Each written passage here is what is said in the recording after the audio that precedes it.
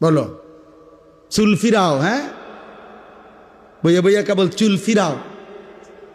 তোমারে বেঈমানে মাতাল বানায়া, প্রতিবন্ধী বানায়া দিছে। তুমি এইখানে, এখন এখানে যদি আমি একটা ছেলেরে দাঁড় করাই, কোনো এক মানুষ যদি এখানে দাঁড়াইয়া হে যদি তার বাম হাতটা এরকম করে, মনে করো 5 মিনিট যদি এরকম করে, বাকিরা কি বলবে? মা পাগল, এটা এরকম করে গা, বলবে কি না? তো তুমি কে চুলের এরকম করো? তুমি যে একটু পরপর চুলের এমন করো, তো তুমি পাগল না ছাগল? হ্যাঁ, তুমি মাতাল না? তুমি প্রতিবন্ধী না? তো ভালো ডাক্তার দেখাও না কেন?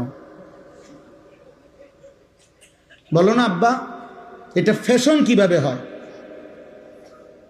এটা ফ্যাশন হইতে পারে কিভাবে? একজন সুস্থ ছেলে বলো যেটা ফ্যাশন হইতে পারে? এত বড় ফালতু কাজ ফ্যাশন হয় কিভাবে? এই জন্য আমি অনুরোধ করলাম, আজকে দুশ্মন, আমার কথা আমি এই 2টা আয়াতের তর্জমা বলতে চাই। এটা হলো মূলত বাস্তবতা। এটা বাস্তবতা। এটা আজকে বেঈমান তোমাদের কাছে এই বড় মোবাইলগুলা তুলে দিয়া সমস্ত কিশোর বয়সী যুবক তোমাদেরকে নেশাগ্রস্ত বানায়, মাসহুর, জাদুগ্রস্ত করে দিছে। তোমাদেরকে বলে দিছে মোবাইল এটা হাতে রাখবা, তোমার টাকা দিয়ে এমবি ঢুকাইয়া চার্জ দিয়া রেডি রাখবা মোবাইল। আর এবার তোমাকে মোবাইলটা তোমার হাতে থাকবে, তোমার চুল কাটবা, ডিজাইন আমরা মুশরিকরা দেব, তোমার প্যান্ট আমরা বেঈমান দেব, তোমার গেঞ্জির ডিজাইন আমরা বেঈমান দেব, তোমার রুচি, তোমার পছন্দ, তোমার হাসি, তোমার চলার স্টাইল, তোমার কথাবার্তার স্টাইল, সব কিছু আমরা মুশরিকরা দেব। তোমার মোবাইলে পৌঁছে যাবে, তুমি ওইটা দেখবা আর ওই আলোকে নিজেকে সাজবা, পরিচয় দিবা তুমি মুসলমান।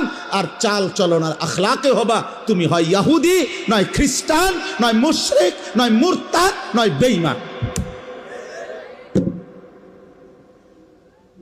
হায় হায়, কাপুরুষ মুসলমান এত কাপুরুষ হয় না রে বাপ। তুই মুসলমান যুবক হিসাবে কলঙ্ক।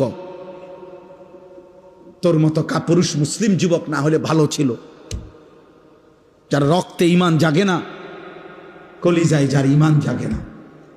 বেঈমান আমাদেরকে নিয়ে নাচে, ফুর্তি করে। একবার কয় চুল এদিকে ফিরা, মুসলমানের যুবক কহ ফিরাইলাম। আবার কয় না এবার এদিকে ফিরা, না এবার এদিকে ফিরাইলাম। আহা, এ তো কাপুরুষের পরিচয়।